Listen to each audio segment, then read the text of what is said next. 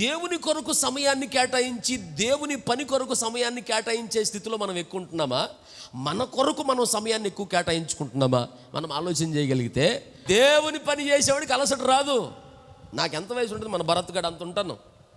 మా డాడీ అసలు ఒక చోట ప్రార్థనకి వెళ్తే లైట్లు కట్టేది నేనే, ఆయన అట్లా కూర్చునేవాడు, నా చేత చేయించేవాడు పని.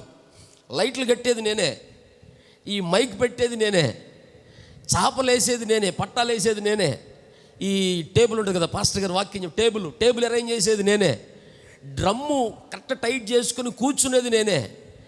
ఆఖరికి మా డాడీ వచ్చి అక్కడ నిలబడి మోకరించి ప్రార్థన చేసి ప్రార్థన ప్రారంభించిన తర్వాత నైటు 12 అయినా 11:30 అయినా 1 గంట అయినా ఆ సమయం వరకు డ్రమ్ము కొట్టుకుంటూ సేవకులతో పాటు నిలబడేది నేనే.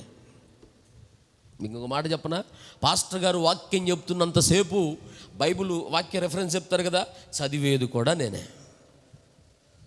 నేను మాట చెప్తున్నాను, దేవుని పనిలో ఆ రోజున నేను కష్టపడ్డాను కాబట్టి దేవుడు ఈ రోజున నన్ను ఇంత బలముగా ఆయన పనిలో నిలబెట్టాడు. స్తోత్రం కలుగునుగాక. ఏదో ఊరికే రాదు ఎవరికి. దేవుడు ఒక మంచి స్థితి ఇచ్చాడు, ఒక దేవుని యొక్క మాటను మాట్లాడగలిగిన అభిషేకం ఇచ్చాడు, ఒక మనిషిని బలముగా దేవుడు వాడుకుంటున్నాడు అని అంటే ఊరికే వచ్చేది ఏది? దాని వెనకాల చాలా కష్టం ఉంటుంది, చాలా ప్రయాసం ఉంటుంది, చాలా ఇబ్బంది ఉంటుంది, ఎన్నో కష్టాలు, ఎన్నో శోధనలు ఉంటాయి. అన్ని శోధనలు దాటుకుంటూ ముందుకు వస్తేనే, దేవుని కొరకు ఎంతో కష్టపడి పనిచేస్తేనే దేవుడు తన పనిలో నిలబెడతాడు. ఆమేన్.